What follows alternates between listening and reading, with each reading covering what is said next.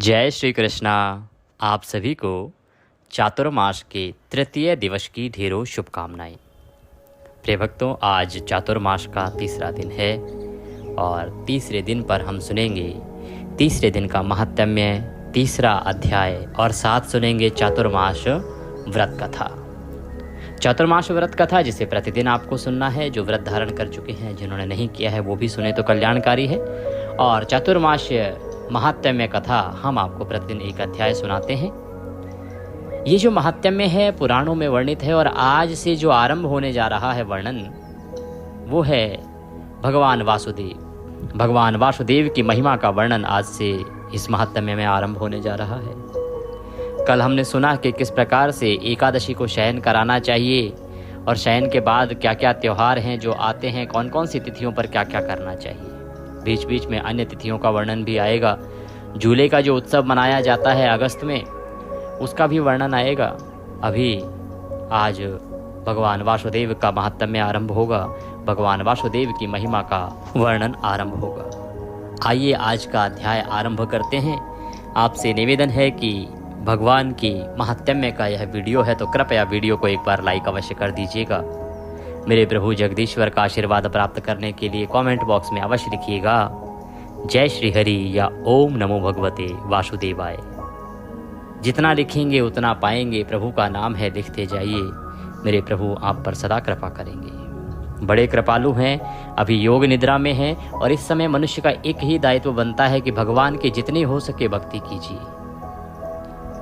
आप हवन नहीं कर सकते, आप आवाहन नहीं कर सकते, परंतु उनके मंत्रों का जाप, उनकी कथाएं जितना सुनेंगे उतना कल्याणकारी है। और यही कहा है पुरुषोत्तम ने कि इन 4 महीनों में आप मेरे वृतांत को जितनी बार सुनेंगे, जितना सुनाएंगे, जितना औरों को भेजेंगे, उतना मैं आपका कल्याण करूंगा। ये जो कथाएं आप सुन रहे हैं, इनको संभव है तो बाकी लोगों के साथ भी शेयर कीजिए वीडियो को, क्योंकि भगवान की जो कथाएं हैं इनका जितना प्रचार प्रसार करेंगे ईश्वर उतना कल्याण करते हैं। अगर आप हमारे चैनल पर नए हैं तो कृपया चैनल को सब्सक्राइब कर लीजिए, क्योंकि ये एक प्रतिष्ठित ज्योतिष संस्थान का चैनल है। हम यहाँ पर जो भी जानकारी देते हैं वह ज्योतिष शास्त्र और पंचांग पर आधारित होता है और पुराणों के आधार पर बताते हैं कि कौन सा व्रत आदि कब करना है, कैसे करना है, क्या विधि है, क्या नियम है।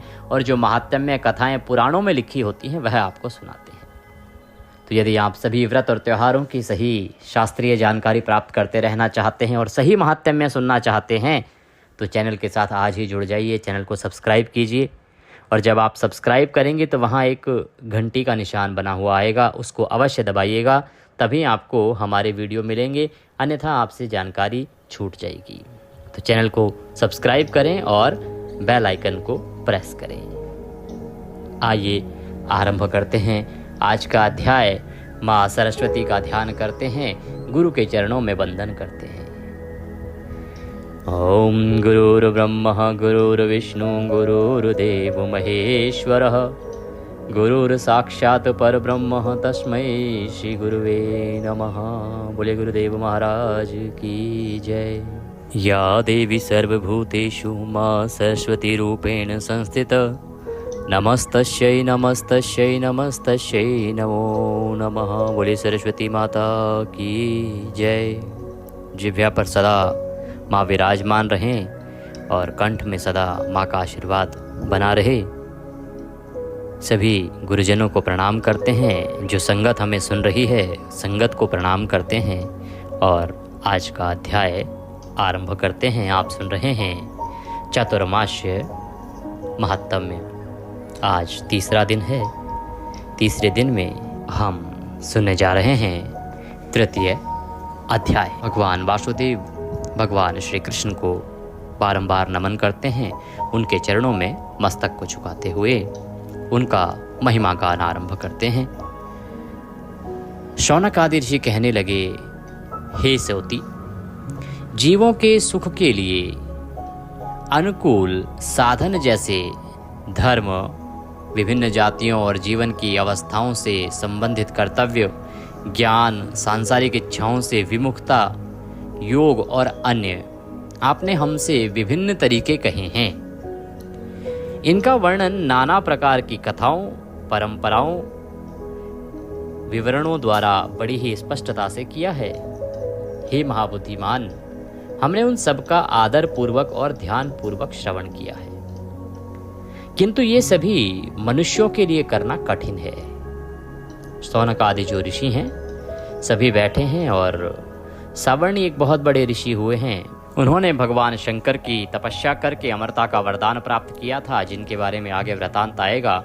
यहाँ सभी ब्राह्मण ऋषि सौती से पूछ रहे हैं और प्रश्न पूछते हुए वो कहते हैं आपने हमें धर्म और साधन जैसी जो चीज़ें हैं उसमें बहुत सारी बातें बताई कि क्या हमारे कर्तव्य हैं, क्या हमें धर्म करना चाहिए, कैसे हमें कर्म करना चाहिए, किस प्रकार से आगे बढ़ना चाहिए। तो वो कहते हैं कि ये जो है ना बड़ा उलझाने वाला है, इनमें सफलता प्राप्त करना बड़ा कठिन है, क्योंकि इन्हें करते समय अनेक बाधाएं आ जाती हैं। यदि महान धैर्यवान मनुष्य बड़ी दृढ़ता के साथ उन साधनों का अनुसरण करें तो बहुत लंबे समय के बाद ही वे परिणाम देते हैं। अगर मान लीजिए कोई व्यक्ति दृढ़ निश्चय करके और उनको पालन भी करता है, उन कर्तव्यों को करता भी है, उनका अनुसरण भी करता है, तो बहुत अधिक समय लग जाता है उससे परिणाम प्राप्त करने में। अतः माननीय न्यायाधीश महोदय, हमें विभिन्न जातियों, वर्गों और जीवन के विभिन्न चरणों से संबंधित द्विजों, साथ ही महिलाओं और यहाँ तक कि शूद्रों और अन्य निम्न जातियों के लिए सुगम साधन की बातें बताएं। तो प्रार्थना करते हैं कि हे ऋषिवर, कुछ ऐसा साधन बताएं जो बहुत सुगम हो और जिससे बड़ी ही आसानी से भगवान की कृपा प्राप्त की जा सके। इस प्रकार से शौनक आदि ऋषि सौती जी से निवेदन कर रहे हैं, करबद्ध प्रार्थना कर रहे हैं। वो आगे प्रार्थना करते हुए कहते हैं कि जो साधन हैं वो इतने सुगम होने चाहिए कि कोई भी देहधारी प्राणी थोड़ा सा भी प्रयास करके बिना किसी बाधा के ही महान फल अर्थात मोक्ष को प्राप्त कर सके। इस प्रकार का साधन बताइए, इस प्रकार का उपाय बताइए कि बस थोड़ा सा प्रयास करना पड़े और कोई भी मनुष्य जो महान फल है मोक्ष उसको पा सके। हे परम बुद्धिमान, उस मोक्ष प्राप्ति के साधन पर गहन विचार करके समस्त जीवों के लिए तुम्हें उसे कृपा पूर्वक समझाना चाहिए। बलदेव, व्यास और जनक की कृपा से आप सब कुछ जानते हैं। कृपा करके हम उत्सुक और इच्छुक लोगों को यह सब बताइए। इस प्रकार से शौनक आदि ऋषियों ने उनसे निवेदन किया। ऋषि प्रसन्न हुए और ऋषि सौती ने उत्तर दिया, हे शौनक, महर्षि सावर्णी ने शंकर पुत्र स्कंद से विनम्रता पूर्वक यही प्रश्न पूछा था। स्कंद कौन? स्कंद कहा जाता है कुमार कार्तिकेय को।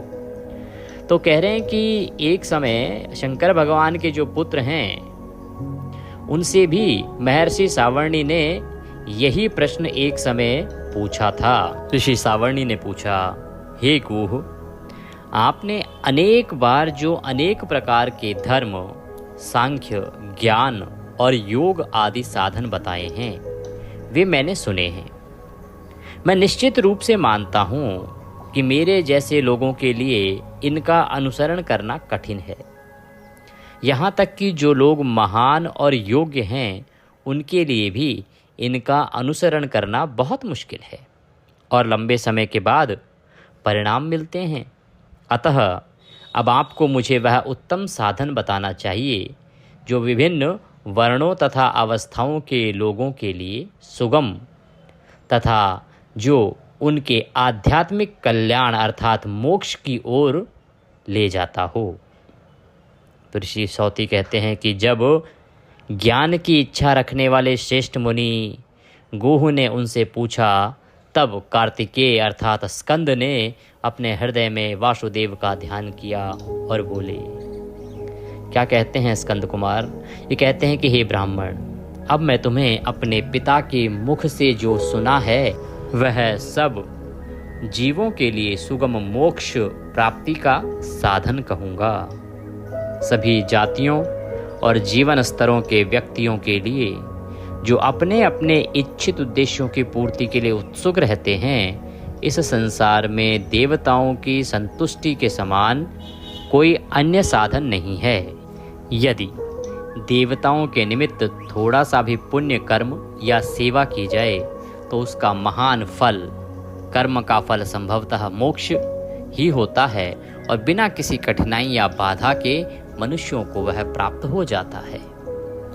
देवताओं से संबंध होने के कारण ही देवताओं, पितरों अपने कर्तव्य अथवा किसी उद्देश्य से किए गए कर्मों से इच्छा की पूर्ति शीघ्र होती है। इसी कारण सांख्य, योग, वैराग्य आदि जो भी पहले कठिन बताया गया है वह तुरंत ही सरल हो जाता है, क्योंकि भगवान की प्रसन्नता से ही सभी उद्देश्य पूरे होते हैं। इसीलिए सभी मनुष्यों को अपनी क्षमता अनुसार प्रेम और भक्ति के साथ उनकी प्रसन्नता करनी चाहिए। सावर्णी ने पूछा, हे 6 मुख वाले प्रभु, आपने पहले मुझे अनेक प्रकार के देवताओं के बारे में बताया है। उन्हें प्रसन्न करने के लिए अनेक तरीके बताए हैं। आपने नाना प्रकार के सब फलों की घोषणा की है, जिनमें से मुख्य स्वर्ग आदि की प्राप्ति है, किंतु वे सब काल के द्वारा निगल लिए गए हैं। हे गो, सांसारिक कार्यों से विरत रहने वाले योगियों द्वारा ब्रह्मा की स्तुति करने से जो जन तथा अन्य उच्च लोकों की प्राप्ति होती है वह भी अनित्य तथा क्षणभंगुर होती है, क्योंकि वह केवल 2 परार्धों तक ही रहती है। 2 परार्थ अर्थात ब्रह्मा के 100 वर्ष तक ही रहती है। यदि फल नाशवान हो तो अत्यंत कठिन कर्मों द्वारा अत्यंत कठिनाई से उन फलों को प्राप्त करने का क्या औचित्य है। मुझे उन देवताओं की पूजा पसंद नहीं है जिनके शरीर, पद, शक्ति आदि कालांतर में नष्ट हो जाने वाले हैं, जो स्वयं भय से रहित हैं। सनातन है, वह दूसरों के भय को दूर करने वाला है, उसका निवास स्थायी है, वह अनंत फल देने वाला है तथा अपने भक्तों पर स्नेह करने वाला है। हे गुहु, मुझे उस ईश्वर के बारे में बताइए जिसकी कृपा से सभी लोगों की इच्छाएं इसी संसार में आसानी से पूरी हो जाती हैं। मुझे उसकी प्रसन्नता की वह विधि बताइए जो सरल हो और जिसे माननीय लोग स्वीकारते हों। मैं उसे तुरंत जानने के लिए उत्सुक हूँ। सौती कहते हैं कि महामुनि सावर्णी द्वारा उपदेश किए जाने पर भगवान गुह अत्यंत प्रसन्न हुए और महामुनि ने उनसे आदरपूर्वक यह बात कही। जब महामुनि ने पूछा सृष्टि पर लोगों के कल्याण के लिए, तो उन्होंने बताया कि सृष्टि में जो लोग हैं वो भिन्न भिन्न देवताओं की पूजा करें और वहां से अपनी इच्छाओं को पूरा करें। परंतु ऋषि कहते हैं कि हे स्कंद कुमार, जब देवताओं की बात आप करते हैं तो वहां से मुक्ति तो मिलती है, परंतु वह क्षणभंगुर है, वह स्थायी नहीं है, चिरस्थायी नहीं है। ऐसा नहीं है कि वो मुक्ति मिल गई उसके बाद मनुष्य सदा सदा के लिए भगवान के धाम को चला जाता है। देवताओं की पूजा करके केवल उतने दिन के लिए मुक्ति मिलती है जितने दिन की अवधि लिखी है पुराणों में। देवताओं की पूजा करके सदा सदा के लिए प्राणी मुक्त नहीं हो सकता। सदा सदा की मुक्ति तो नारायण का स्वरूप ही दे सकता है। आपने पीछे जब वृतांत आया तब भी हमने आपको बताया, भगवान श्री कृष्ण स्वयं गीता में कहते हैं, गीता के 7वें अध्याय का आप श्रवण करते होंगे तो वर्णन आता है। नारायण कहते हैं कि मनुष्य अपने उद्देश्यों की पूर्ति के लिए भिन्न भिन्न देवताओं को भजता है और उनके द्वारा वह फल प्राप्त करता है। उसे लगता है कि वो फल वो देवता दे रहे हैं, वस्तुतः तो वो मेरे द्वारा ही निर्धारित होता है, मैं ही देने वाला हूँ। परंतु उन मनुष्यों के लिए ये खुशी होती है कि वो देवता दे रहा है तो मैं उनकी प्रसन्नता को स्थिर कर देता हूँ, और वो यही सोचते रहते हैं कि अमुक देवता द्वारा उन्हें यह सब दिया जा रहा है। वो सब मूढ़ हैं, मूर्ख हैं वो सब। ऐसा नारायण स्वयं कहते हैं, भगवान श्री कृष्ण गीता में खुद कहते हैं कि देवताओं को भजने से, भिन्न भिन्न देवताओं को भजने से चिरकाल की जो जिसे मोक्ष कहते हैं वह मोक्ष प्राप्त नहीं होगा। इस प्रकार से ऋषि पुनः अनुग्रह करते हैं कुमार कार्तिकेय से। तो आगे बढ़ते हैं कि कुमार कार्तिकेय क्या विधि बताते हैं भगवान वासुदेव को प्रसन्न करने की और भगवान वासुदेव का आशीर्वाद प्राप्त। इस प्रकार ऋषि सावर्णी के कहने के बाद स्कंद कुमार कहते हैं कि हे जिज्ञासा करने में निपुण, हे निष्पाप, तुम एक बहुत बड़ा कठिन प्रश्न मुझसे पूछ रहे हो, जिसका उत्तर भगवान की कृपा के बिना सैकड़ों वर्षों में भी बड़े बड़े ब्रह्मवेत्ताओं द्वारा भी अपने तर्क से नहीं पाया जा सकता है।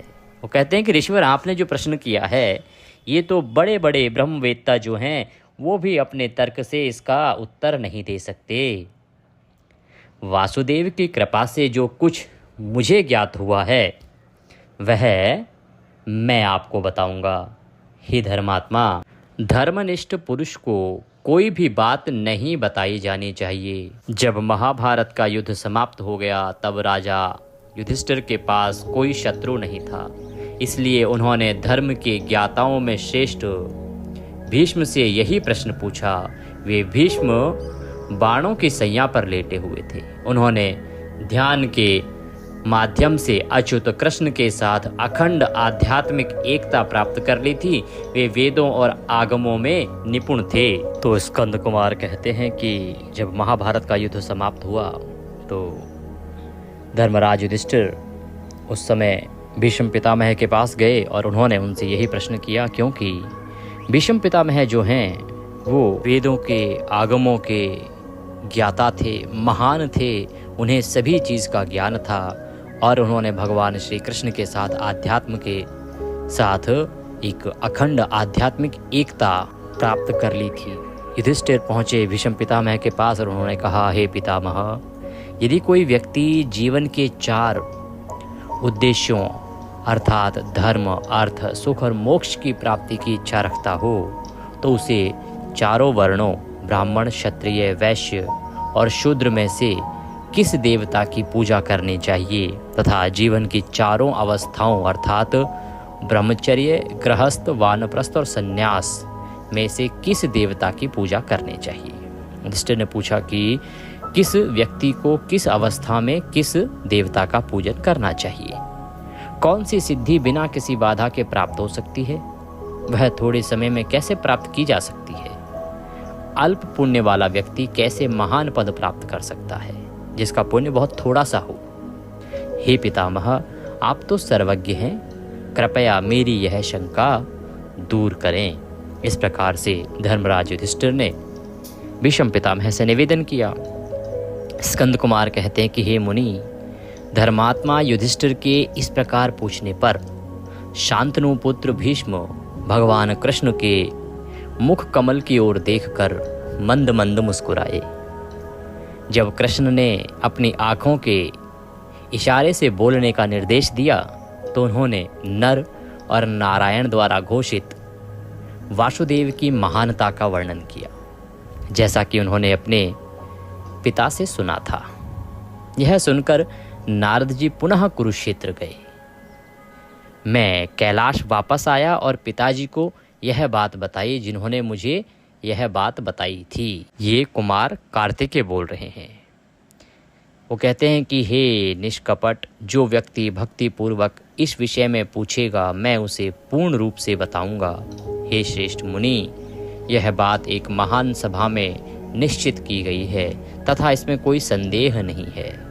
वासुदेव परब्रह्म श्री कृष्ण पर पुरुष ईश्वर की पूजा मनुष्यों को चाहे वे किसी भी विषय की कामना या निष्कामना से क्यों न हो, यहाँ तक कि मुक्त पुरुषों को भी करनी चाहिए। वो कहते हैं कि ईश्वर की पूजा तो सभी को करनी चाहिए, चाहे वो कामना के लिए करें चाहे वो निष्काम भाव से करें। हर प्रकार से उसे भक्ति से अपने अपने धर्मों के पालन से द्विजों द्वारा अपनी अपनी अवस्थाओं में स्त्रियों, शूद्रों तथा अन्य निम्न जातियों द्वारा प्रसन्न किया जाना चाहिए। इसलिए देवताओं और पितरों से संबंधित सभी धार्मिक अनुष्ठानिक कार्य सदैव उनके प्रति प्रेम और भक्ति से वेदों में बताए अनुसार उचित तरीके से किए जाने चाहिए। यहाँ मनुष्य जो भी शुभ कर्म सुख प्राप्ति के लिए करता है, चाहे वह शास्त्रीय विधि से ठीक से क्यों न किया जाए, यदि वह कृष्ण से संबंधित रहती है तो उसे नाशवान और अल्प फल देने वाला जानना चाहिए। उसमें उत्तम फल नहीं होता तथा स्नान आदि अशुभ होने के कारण वह दोषों से युक्त होता है। वह मनुष्य के प्रिय विषयों की प्राप्ति के लिए कभी अनुकूल नहीं होता। यदि वह कर्म भगवान श्री कृष्ण को प्रसन्न करने के लिए किया जाए तो वह पुण्य है।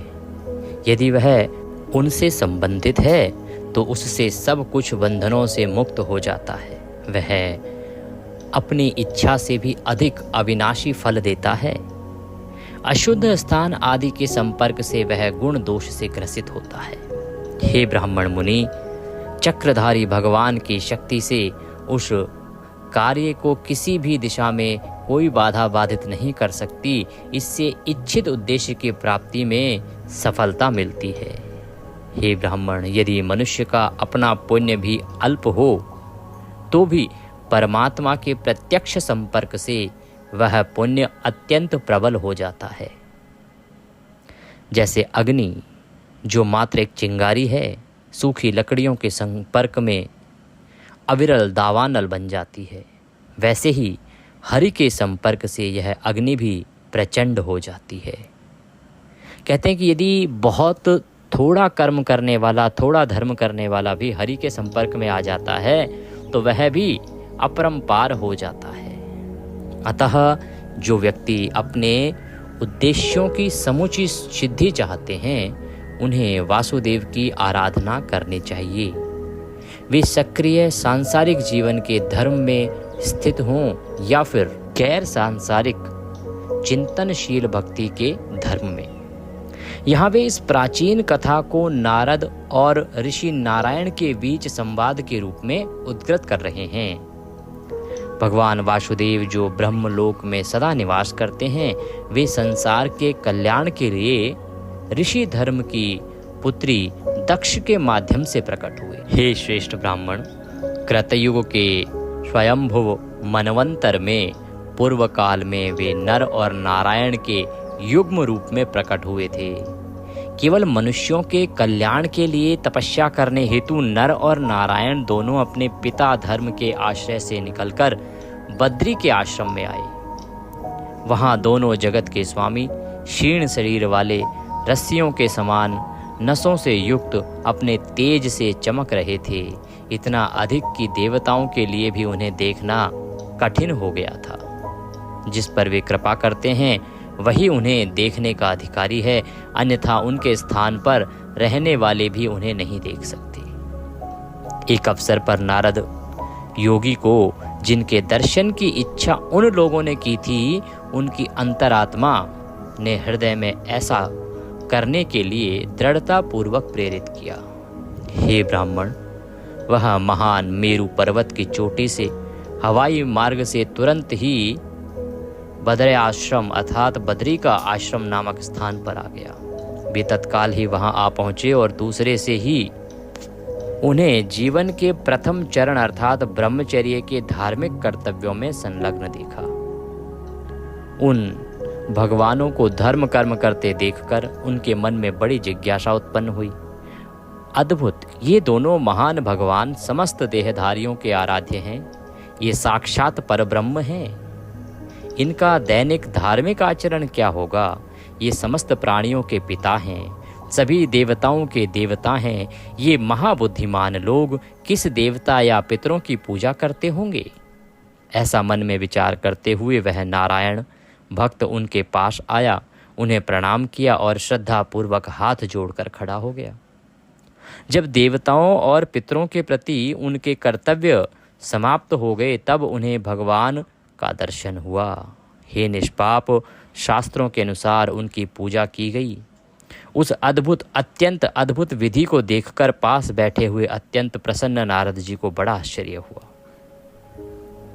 उसने अपनी पवित्र अंतरात्मा से नारायण को भली भांति देखकर उन्हें प्रणाम किया और भगवान से ये शब्द कहे। नारद जी ने कहा, वेदों और पुराणों में भी आपकी स्तुति की गई है प्रभु।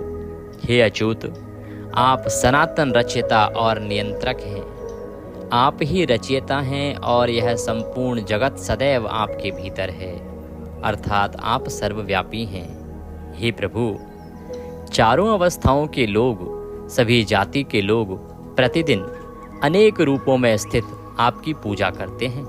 आप सबके पिता, माता और सनातन ईश्वर हैं। हम नहीं जानते कि आप किसको पिता या ईश्वर रूप में पूजते हैं। बोलिए श्री विष्णु भगवान की जय। भगवान नारायण ने क्या उत्तर दिया और क्या ये नारद और नारायण संवाद में आगे वृतांत बढ़ता है, ये हम सुनेंगे कल। ये दूसरा अध्याय जो नारद नारायण संवाद नाम से था, यहाँ पूर्ण होता है। आगे वृतांत बड़ा ही उत्तम आने वाला है जब स्पष्टता आएगी, क्योंकि जब कोई भी पुराण आरंभ होता है ना, तो केवल भूमिका बन रही होती है, अर्थात भिन्न भिन्न जो उसके चरित्र होते हैं जो आगे आने वाले हैं, वो चरित्रों के एक तरह से इंट्रोडक्शन चल रहा होता है उनका। अब तीसरे चौथे अध्याय से आके उसमें एक सार रूप आएगा, कथा रूप आएगा, जब आप उसको और अधिक आनंद के साथ सुन पाएंगे। तो इसी के साथ आज का ये अध्याय यहाँ पूर्ण होता है। अब हम सुनेंगे चातुर्मास्य व्रत कथा। हम आरंभ करते हैं। भगवान श्री कृष्ण बोले कि हे राजन, आषाढ़ शुक्ल पक्ष की इस एकादशी को देवशयनी एकादशी भी कहते हैं। चातुर्मास का व्रत इसी एकादशी से प्रारंभ होता है। युधिष्ठिर बोले, भगवान विष्णु के शयन का व्रत किस प्रकार करना चाहिए, और चातुर्मास के व्रत भी कहिए कि क्या क्या करना चाहिए, कैसे कैसे करना चाहिए। श्री कृष्ण बोले कि हे राजन, अब मैं आपको भगवान विष्णु के शयन व्रत, एकादशी और चातुर्मास व्रत की कथा सुनाता हूँ। आप सावधान होकर सुनिए। जब सूर्य कर्क राशि में आता है तो भगवान को शयन कराते हैं, और जब तुला राशि में आता है तब भगवान को जगाते हैं। कर्क राशि में कब आता है सूर्य? अभी ये जो आषाढ़ मास चल रहा है इसी में। अभी संक्रांति जो आएगी एकादशी के 2 दिन बाद, तो यह कर्क राशि में सूर्य आएगा, तब भगवान को शयन कराते हैं। और तुला राशि में आता है सूर्य कार्तिक मास के शुक्ल पक्ष की एकादशी के समय, तब भगवान को जगाते हैं। अधिक मास के आने पर भी यह विधि इसी प्रकार चलती है। ऐसा नहीं है कि अधिक मास जब आता है तो ये विधि बदल जाती है। ये जो तिथियां और विधि है ये इसी प्रकार चलती है। इसके सिवाय और महीने में ना तो शयन कराना चाहिए और ना ही जगाना चाहिए। आषाढ़ मास की एकादशी का विधिवत व्रत करना चाहिए। उस दिन विष्णु भगवान की चतुर्भुजी सोने की मूर्ति बनाकर चातुर्मास व्रत के नियम का संकल्प करना चाहिए। भगवान की मूर्ति को पीतांबर पहनाकर सुंदर श्वेत सैया पर शयन करावें और धूप दीप नैवेद्य आदि से भगवान को षोडशोपचार से पूजन करें। पंचामृत से स्नान आदि कराकर इस प्रकार कहें, हे ऋषिकेश, लक्ष्मी सहित मैं आपका पूजन करता हूँ। आप जब तक चतुर्मास शयन करें मेरे इस व्रत को निर्विघ्न रखें। इस प्रकार विष्णु भगवान की स्तुति करके शुद्ध भाव से मनुष्य को दातुन आदि के नियमों को ग्रहण करना चाहिए। विष्णु भगवान के व्रत को ग्रहण करने के 5 काल वर्णन किए गए हैं। देवशयनी एकादशी से यह व्रत किया जाता है। एकादशी, द्वादशी, पूर्णमासी, अष्टमी और कर्क की संक्रांति से व्रत प्रारंभ किया जा सकता है। या तो आप देवशयनी एकादशी से उठा लीजिए, या उसके बाद द्वादशी आती है अगले ही दिन, तब आरंभ कर दीजिए। इसके बाद संक्रांति आती है, या आप अष्टमी जो आएगी श्रावण मास की तब भी आरंभ कर सकते हैं। तथा कार्तिक शुक्ला द्वादशी को समाप्त कर दिया जाता है। इन तिथियों से आप ये चातुर्मास का व्रत आरंभ करेंगे, और कार्तिक मास के शुक्ल पक्ष की जो द्वादशी तिथि है ना, उस पर इसको पूर्ण कीजिएगा। व्रत के करने से समस्त पाप नष्ट हो जाते हैं। जो मनुष्य प्रतिवर्ष इस व्रत को करते हैं वे सूर्य जैसे दीप्तिमान विमान पर बैठकर स्वर्ग को जाते हैं। इस व्रत में गुरु तथा शुक्र को बाल वृद्धावस्था वर्जित नहीं है। यदि सूर्य धन राशि के अंश में भी आ गया हो तो यह तिथि पूर्ण समझी जाती है। जो स्त्री या पुरुष पवित्र होकर शुद्धता से इस व्रत को करते हैं वह सब पापों से छूट जाते हैं। बिना संक्रांति का मास मलमास देवताओं और पितृ कर्मों में वर्जित है। अब इसका अलग अलग फल कहते हैं। जो मनुष्य प्रतिदिन मंदिर में झाड़ू लगाते हैं, ये नियम आ रहे हैं जो आप चतुर्मास में धारण करेंगे तो क्या फल प्राप्त होगा। भगवान श्री कृष्ण के द्वारा इनका वर्णन है। जो मनुष्य प्रतिदिन मंदिर में झाड़ू लगाते हैं, जल से धोते हैं, गोबर से लीपते हैं, मंदिरों में रंग करते हैं, उनको 7 जन्म तक ब्राह्मण योनि मिलती है, अर्थात 7 जन्मों तक वो ब्राह्मण के घर में जन्म लेते हैं। जो मनुष्य चातुर्मास में भगवान को दूध, दही, घी, शहद और मिश्री आदि से स्नान कराते हैं, अर्थात पंचामृत से स्नान कराते हैं तथा ब्राह्मणों को भूमि, स्वर्ण आदि दान देते हैं, वे वैभवशाली होकर अंत में स्वर्ग में जाकर इंद्र सुख भोगते हैं।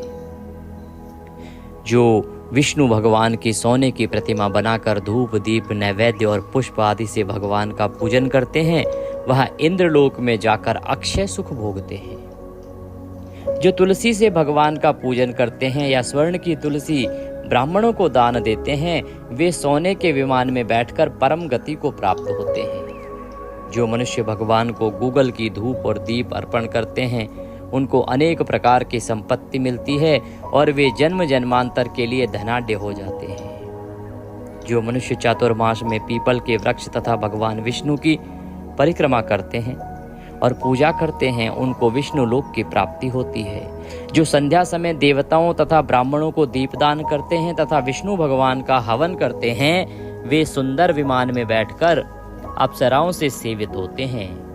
जो भगवान का चरणामृत लेते हैं वे सब कष्ट से मुक्त हो जाते हैं। जो नित्य प्रति मंदिर में तीनों समय 108 बार गायत्री मंत्र का जप करते हैं उनसे भी पाप सदैव दूर रहते हैं। जो गायत्री का ध्यान और जप करते हैं उनसे व्यास भगवान प्रसन्न होते हैं। इसके उद्यापनों में शास्त्र की पुस्तक दान दी जाती है। जो पुराण व धर्म शास्त्र को पढ़ते या सुनते हैं एवं वस्त्र तथा स्वर्ण सहित ब्राह्मणों को दान देते हैं वे दानी, धनी, ज्ञानी और कीर्तिवान होते हैं। जो मनुष्य विष्णु या शिव का स्मरण करते हैं अथवा उनकी सोने की मूर्ति दान करते हैं साथ ही यह प्रार्थना करते हैं, हे शिव, आपने त्रिपुर नामक दैत्य को मारा है, मेरे दोषों को भस्म करके मुझको सद्गुण दीजिए, वह पापों से रहित होकर धनवान गुणवान हो जाते हैं। जो नित्य कर्म के पश्चात सूर्य को अर्घ्य देते हैं तथा व्रत की समाप्ति पर स्वर्ण, लाल वस्त्र और गौदान करते हैं वह आरोग्यता, पूर्ण आयु तथा कीर्ति, धन और बल पाते हैं। चातुर्मास में जो मनुष्य गायत्री मंत्र द्वारा तिल से होम करते हैं और समाप्ति पर दान करते हैं उनके समस्त पाप नाश होकर निरोग शरीर मिलता है तथा सुपात्र संतान मिलती है। जो मनुष्य अन्न से हवन करते हैं और समाप्त हो जाने पर घी का घूंट भरकर वस्त्र सहित दान करते हैं वे ऐश्वर्यशाली होकर ब्रह्मा के समान भोग भोगते हैं और उनके शत्रुओं का नाश होता है। जो पीपल का पूजन करते हैं तथा अंत में स्वर्ण सहित वस्त्रों का दान करते हैं वे सब पापों से छूटकर भगवान के भक्त हो जाते हैं। और जो मनुष्य तुलसी जी को धारण करते हैं तथा अंत में भगवान विष्णु के निमित्त ब्राह्मणों को दान करते हैं वे विष्णु लोक को जाते हैं। जो मनुष्य चातुर्मास व्रत में भगवान के शयन के उपरांत उनके मस्तक पर नित्य प्रति दुर्वा चढ़ाते हैं और अंत में स्वर्ण की दुर्वा दान करते हैं वे भी वैकुंठ लोक को जाते हैं। और जो दान करते हुए इस प्रकार स्तुति करते हैं कि हे दुर्वे, तुम जिस भांति इस पृथ्वी पर शाखाओं सहित फैली हुई हो उसी प्रकार मुझे भी अजर अमर संतान दो, इस प्रकार स्तुति करके सोने की दुर्वा ब्राह्मणों को दान कर दें। ऐसा करने वाले मनुष्य सब पापों से छूट जाते हैं और अंत में उनको स्वर्ग लोक की प्राप्ति हो जाती है। जो भगवान विष्णु और शिव के मंदिर में जाकर जागरण, शिवगान करते हैं वे भी स्वर्ग को प्राप्त होते हैं। जो चातुर्मास व्रत में उत्तम ध्वनि वाला घंटा दान करते हैं उनको यह प्रार्थना करनी चाहिए, हे भगवान, हे जगतपते, आप पापों के नाश करने वाले हैं। आप मेरे करने योग्य कर्मों को तथा न करने योग्य पापों के करने से जो पाप उत्पन्न हुए थे उनको नष्ट करिए। व्रत की समाप्ति पर जो गायों का या एक ही कपिला गौ का दान करते हैं, वस्त्र दान करते हैं, अथवा जो नित्य प्रति ब्राह्मणों को नमस्कार करते हैं, वे धनाढ्य होते हैं, उनका जीवन सफल होता है, साथ ही समस्त पापों से छूट जाते हैं। चातुर्मास में जो ब्राह्मणों को भोजन कराते हैं उनकी आयु तथा लक्ष्मी की वृद्धि होती है। जो मनुष्य स्वर्ण का सूर्य बनाकर ब्राह्मण को दान देते हैं उसका फल 100 यज्ञों के समान होता है।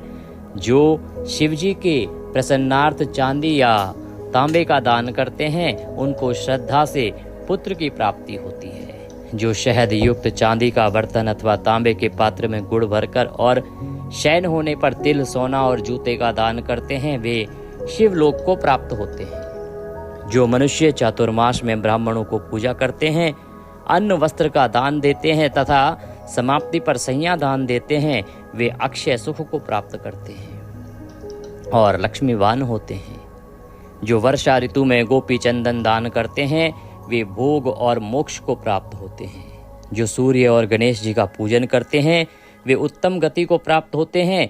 जो चातुर्मास में भगवान का हवन करते हैं और शक्कर दान करते हैं, साथ ही उद्यापन करते हैं। उद्यापन की विधि कह देते हैं। 4 पल या 8 पल वाले तांबे के पात्र में शक्कर भरकर वस्त्र, फल, दक्षिणा सहित पुरोहित को देते हैं। उनके सब पाप नष्ट हो जाते हैं और उन्हें यशस्वी पुत्र की प्राप्ति होती है। हे कुंती पुत्र, चातुर्मास व्रत करने वाला मनुष्य गंधर्व विद्या में निपुण और स्त्रियों का प्रिय हो जाता है। जो मनुष्य चातुर्मास व्रत में फल, मूल, शाक आदि का दान देते हैं वे सुखी और राजयोगी होते हैं।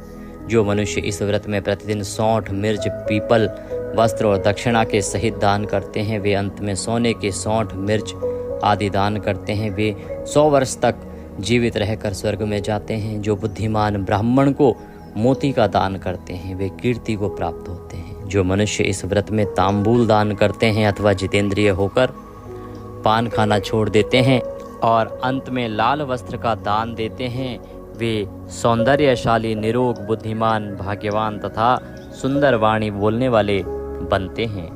तांबूल के दान से देवता प्रसन्न होकर अनंत धन देते हैं। तांबूल कहते हैं पान की बीड़े को। जो मनुष्य इस व्रत में लक्ष्मी जी और पार्वती जी को प्रसन्न करने के लिए हल्दी का दान करते हैं और अंत में चांदी के पात्र में हल्दी रख कर देते हैं वे स्त्रियां अपने पति के साथ और पति अपनी पत्नियों के साथ सुख भोगते हैं तथा सौभाग्य, अक्षय धन व सुपात्र संतान प्राप्त करते हैं। साथ ही वे देवताओं से पूजित होते हैं।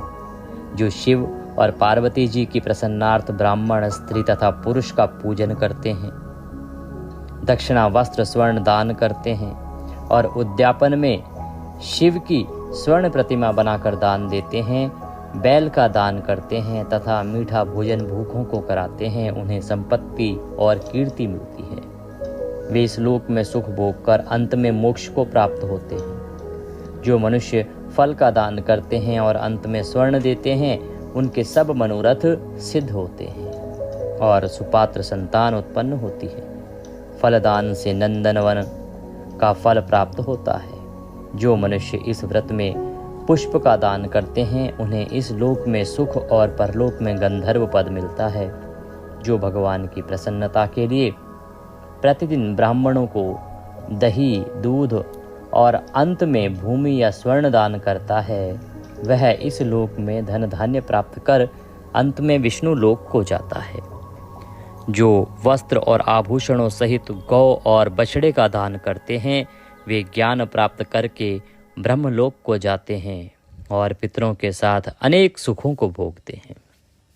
जो मनुष्य चातुर्मास में प्राजापत्य व्रत करते हैं और उसकी समाप्ति पर गोदान और ब्राह्मणों को भोजन कराते हैं वे समस्त पापों से मुक्त होकर ब्रह्मलोक को जाते हैं। जो वस्त्रों व बैलों सहित हल का दान करते हैं तथा शाक, मूल और फलों का आहार करते हैं वे विष्णु लोक को जाते हैं। जो मनुष्य केला के पत्र या पलाश के पत्रों में भोजन करते हैं, कांसे के पात्र और वस्त्र दान करते हैं तथा तेल नहीं खाते उनके समस्त पाप नाश को प्राप्त हो जाते हैं। जो मनुष्य पयोव्रत करते हैं और अंत में दूध वाली गाय दान देते हैं, वे विष्णु लोक को जाते हैं। चातुर्मास व्रत के प्रभाव से ब्रह्मघाती, सुरापान करने वाले, बालघाती, असत्य भाषण करने वाला, स्त्रीघाती, किसी व्रत में विघ्न डालने वाला, अगम्या से गमन करने वाला, विधवा के शील को भंग करने वाला, ब्राह्मणी तथा चांडलिनी के साथ भोग करने वाला, इन सब के पापों को चातुर्मास व्रत नष्ट कर देता है। चातुर्मास व्रत के अंत में 64 पल कांसे का पात्र तथा वस्त्रों और आभूषणों के साथ गौ और बछड़ा दान करना चाहिए। जो मनुष्य भूमि को गोबर से शुद्ध करके भगवान का स्मरण करते हुए भोजन करते हैं तथा सिंचित भूमि का दान करते हैं, वे धर्मात्मा राजा होते हैं तथा उनके संतान भी अच्छी होती है। उनको किसी शत्रु का भय नहीं होता और अंत में स्वर्गलोक को जाते हैं। बैल का दान करने से सटरस भोजन मिलते हैं। चातुर्मास व्रत में जो नित्य प्रति जागरण करते हैं तथा अंत में ब्राह्मण को भोजन करते हैं, कराते हैं, उन्हें शिवलोक की प्राप्ति होती है। जो एक समय भोजन करते हैं और अंत में निराहार रहते हैं और भूखे को भोजन कराते हैं, भक्ति पूर्वक भगवान का पूजन करते हैं, भगवान के शयन करने पर भूमि पर सोते हैं और मैथुन नहीं करते, वे यशस्वी लक्ष्मीवान होकर स्वर्ग में जाते हैं। जो सपरिवार चावल या जौ का भोजन करते हैं और जो तेल नहीं लगाते, अंत में कांसे या मिट्टी के पात्र में तेल भरकर दान करते हैं, अथवा जो शाक नहीं खाते, अंत में चांदी के पात्र को वस्त्र में लपेटकर या 10 प्रकार के शाकों से भरकर वेद पाठी ब्राह्मण को देते हैं, वे सब शिवलोक में जाकर कीर्ति प्राप्त करते हैं। जो मनुष्य गेहूं छोड़ने का नियम करते हैं और व्रत के अंत में सोने के गेहूं बनाकर दान देते हैं तथा जो व्रत में इंद्रियों का दमन करते हैं, उन्हें अश्वमेध यज्ञ का फल प्राप्त होता है। जो मनुष्य श्रावण में शाक, भादों में दही, आश्विन में दूध और कार्तिक में दाल का त्याग करते हैं, वे निरोग व स्वस्थ रहते हैं। जो मीठा, खट्टा, कड़वा पदार्थ त्याग देते हैं, वे समस्त दुर्गुणों से छूट जाते हैं। जो भगवान का स्मरण करते हैं तथा जो मनुष्य आदि का त्याग करते हैं, वे स्वर्ग को जाते हैं। जो चंद्रायण आदि व्रत करते हैं, जो एकमात्र दूध का ही भोजन करते हैं, वे ब्रह्मलोक को प्राप्त होते हैं तथा उनका वंश प्रलय तक रहता है। जिस दिन भगवान उठते हैं, उस दिन ब्राह्मणों को वस्त्र का दान तथा भोजन कराना चाहिए।